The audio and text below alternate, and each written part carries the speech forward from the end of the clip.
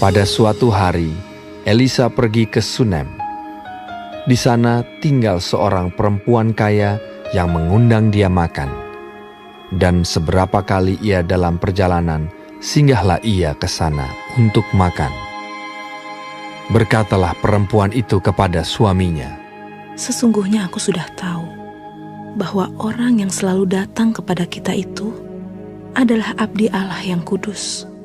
Baiklah kita membuat sebuah kamar atas yang kecil, yang berdinding batu. Maka, apabila ia datang kepada kita, ia boleh masuk ke sana." Pada suatu hari, datanglah ia ke sana. Lalu masuklah ia ke kamar atas itu dan tidur di situ. Kemudian berkatalah ia kepada Gehazi, "Apakah yang dapat kuperbuat baginya?"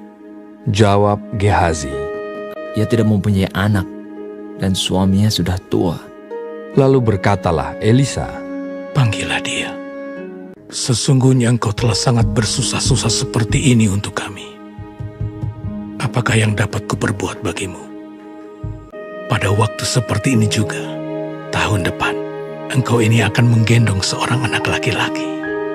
Tetapi jawab perempuan itu, "Ya abdi Allah, janganlah berdusta kepada hamba-Mu ini."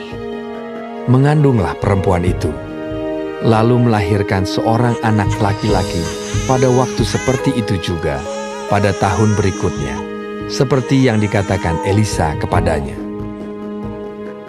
Setelah anak itu menjadi besar, pada suatu hari keluarlah ia mendapatkan ayahnya di antara penyabit-penyabit gandum.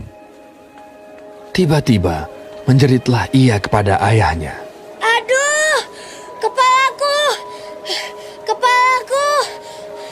Lalu kata ayahnya kepada seorang bujang, Angkatlah dia dan bawa kepada ibunya. Diangkatnyalah dia, dibawanya pulang kepada ibunya. Duduklah dia di pangkuan ibunya sampai tengah hari.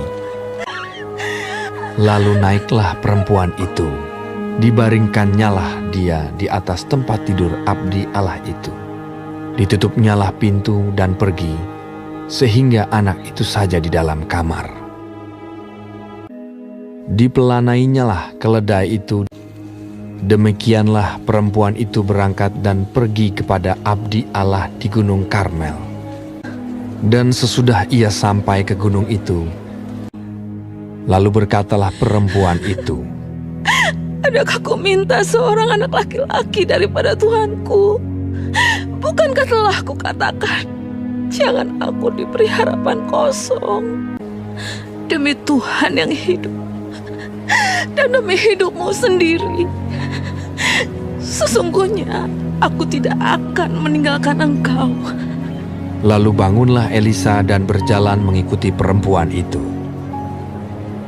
Dan ketika Elisa masuk ke rumah, ternyata anak itu sudah mati dan terbaring di atas tempat tidurnya. Ditutupnyalah pintu, sehingga ia sendiri dengan anak itu di dalam kamar. Kemudian berdoalah ia kepada Tuhan. Maka bersinlah anak itu sampai 7 kali, lalu membuka matanya. Maka berkatalah Elisa, Angkatlah anakmu ini.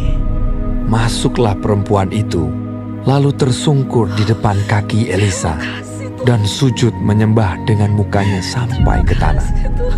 Kemudian diangkatnyalah anaknya, lalu keluar.